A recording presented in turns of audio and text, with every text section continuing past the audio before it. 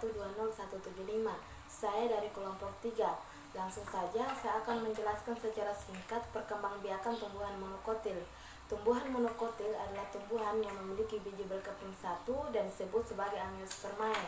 Perkembangbiakannya ada dua cara, yaitu generatif berupa bunga, vegetatif berupa tunas, ubi, dan lain-lain. Pada umumnya, tumbuhan monokotil beberapa di antaranya memiliki kambium dan sebagian tidak. Tumbuhan monokotil memiliki kambium yang tidak tersusun rapi atau abstrak, sehingga tidak bisa dicangkok dan okulasi. Materi selanjutnya akan dijelaskan oleh teman saya. Mungkin hanya itu dari saya. Sekian dan terima kasih. Wassalamualaikum warahmatullahi wabarakatuh. Tumbuhan dikotil adalah tumbuhan yang memiliki biji berkeping dua. Biasanya tumbuhan dikotil berkembang biak secara generatif. Kawin menghasilkan benih berupa biji yang akan menjadi bakal daun. Termasuk tumbuhan dikotil adalah semua tumbuhan yang memiliki kambium yang berjejer rapi di batang bagian luar. Kelebihan tumbuhan dikotil adalah bisa dicangkok. Pertumbuhan dan perkembangbiakan pada tumbuhan yaitu: pertama, tumbuhan kecambah pada biji; kedua, tumbuhan akar tanaman pada biji tanaman; ketiga, tumbuhan tunas menjadi pohon; yang keempat, pertumbuhan tanaman yang ditandai dengan bertambahnya tinggi tanaman; kelima, perkembangbiakan hormon pada tanaman yang membantu tumbuhan tanaman; keenam, perkembangan organ reproduksi tanaman ditandai dengan munculnya bunga pada buah; ketujuh, bertambahnya jumlah sel yang menyebabkan berkembangnya biji menjadi kecambah dan bakal tanaman; kedelapan, perkembangan enzim pada tanaman yang membantu tanaman tersebut dalam proses pertumbuhan.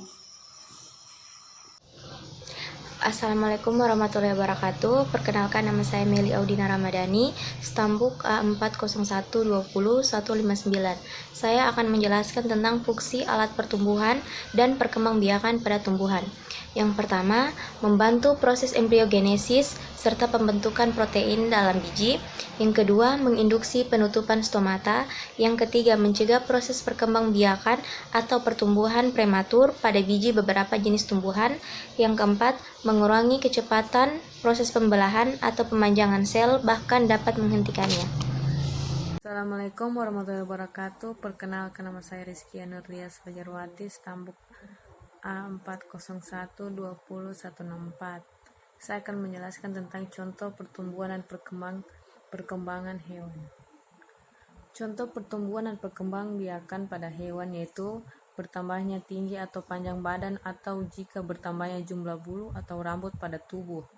Misalnya burung yang awalnya belum bisa terbang menjadi bisa terbang. Adapun fungsinya adalah untuk membentuk suatu individu baru untuk kelanjutan generasi suatu spesies makhluk hidup. Assalamualaikum warahmatullahi wabarakatuh. Nama saya Fitra Arif, stambuk A40120155. Saya akan memaparkan sedikit materi tentang contoh perkembangan dan pertumbuhan pada manusia. Pertumbuhan dan perkembangan manusia adalah proses perubahan fisik yang terjadi sampai mencapai kematangan fisik yang bersifat kuantitatif dan dialami oleh setiap individu. Perkembangan dan pertumbuhan terbagi menjadi dua proses. Yang pertama, proses embrionik. Proses embrionik dibagi dalam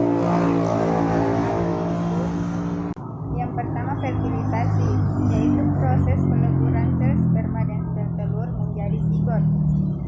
Kedua, pembelahan sel, yaitu menghasilkan sel-sel berukuran kecil membentuk morula.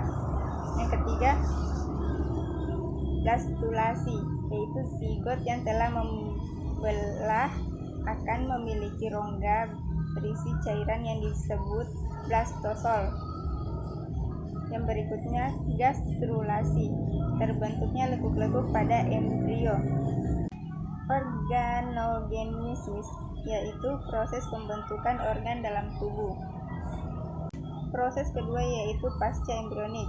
Pasca embrionik yakni terjadi dari makhluk hidup dilahirkan menuju kematangan individu hingga sempurna, yaitu bayi, anak-anak, remaja, dewasa, dan lansia. Adapun fungsinya seperti sistem reproduksi, pria berfungsi untuk memproduksi dan menyimpan serta mengantarkan sperma untuk membuahi sel telur. Sedangkan sistem reproduksi wanita berfungsi untuk memproduksi sel telur dan menyediakan tempat untuk janin selama kehamilan. Sekian pemaparan materi dari saya. Assalamualaikum warahmatullahi wabarakatuh.